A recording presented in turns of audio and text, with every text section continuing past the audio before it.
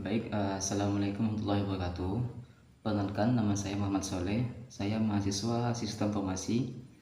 Di video singkat kali ini, saya akan menjelaskan perbedaan antara dua framework populer dalam enterprise arsitektur, yaitu TOGAF dan ZMAN. Definisi singkatnya, TOGAF adalah singkatan dari The Open Group Architecture Framework. TOGAF ini adalah framework yang menyediakan metodologi lengkap untuk merancang, membangun, dan mengelola arsitektur sistem informasi dalam suatu organisasi. Sedangkan ZMAN adalah kerangka kerja klasifikasi yang menyusun arsitektur enterprise berdasarkan seperti informasi yang dibutuhkan seperti data, proses, lokasi, dan lain-lain. Tujuan fokusnya di antara keduanya ini, TOGAF fokus pada proses dan tahapan pengembangan arsitektur. Jadi ini seperti panduan langkah demi langkah menggunakan metode yang disebut dengan ADM. ADM yaitu Architecture Development Method. Sedangkan ZMAN fokusnya pada struktur dan dokumentasi. Tujuannya adalah untuk memastikan bahwa semua sudut pandang dan informasi arsitektur tercakup dengan rapi dan sistematis. Komponen dan struktur TOGAF memiliki 4 domain utama, yaitu bisnis arsitektur, data arsitektur, application arsitektur, teknologi arsitektur, ditambah dengan ADM cycle dan komponen seperti arsitektur repository dan enterprise continuum.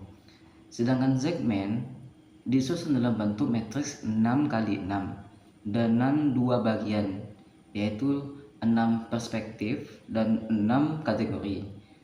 6 perspektif ada planner, owner, designer, builder, stakeholder, dan user.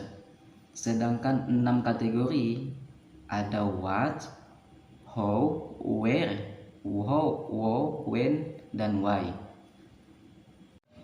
Kesimpulan perbedaan TOGAF dan ZMAN, pendekatannya itu berbeda. TOGAF pendekatannya berbasis proses, menyediakan tahapan atau langkah-langkah praktis dalam mengembangkan arsitektur enterprise melalui arsitektur development method ADM. ZMAN ini pendekatannya berbasis klasifikasi, tidak memberikan langkah atau proses, melainkan menyusun semua komponen arsitektur dalam bentuk table atau matriks berdasarkan pertanyaan mendasar what, how, where, when, dan why. Fokus utamanya, TOGAF fokus pada pengembangan arsitektur enterprise secara end-to-end, dari perencanaan hingga implementasi dan pengelolaan.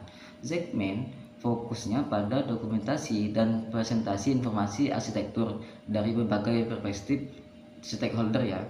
Sedangkan strukturnya itu, TOGAF memiliki struktur modular dengan 4 domain utama: bisnis, data, aplikasi, teknologi, serta dilengkapi tools, teknik, dan konten. ZMAN disusun dalam bentuk matriks 6x6 yang mewakili kombinasi antara 6 perspektif dan 6 aspek.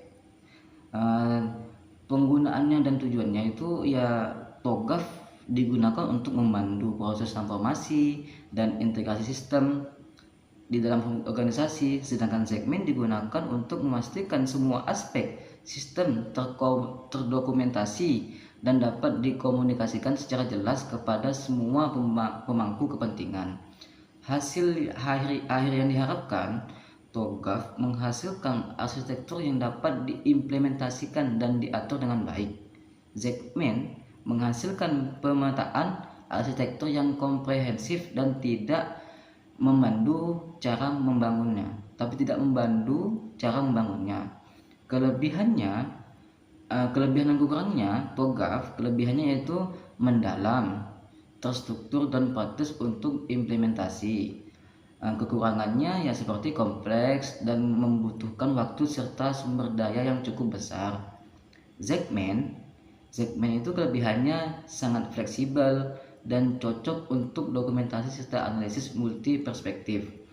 Kekurangannya yaitu ya tidak memberi petunjuk proses secara langsung, hanya kerangka klasifikasi aja. Ya meski begitu ya mungkin eh, ada terasa sih semua penggunaannya.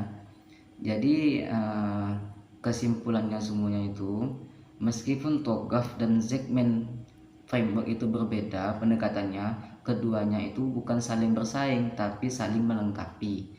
TOGAF bisa digunakan untuk membangun arsitektur, sedangkan segmen digunakan untuk mengklasifikasikan dan mendokumentasikannya secara lengkap. Sekian video dari saya ucapkan terima kasih. Wassalamualaikum warahmatullahi wabarakatuh.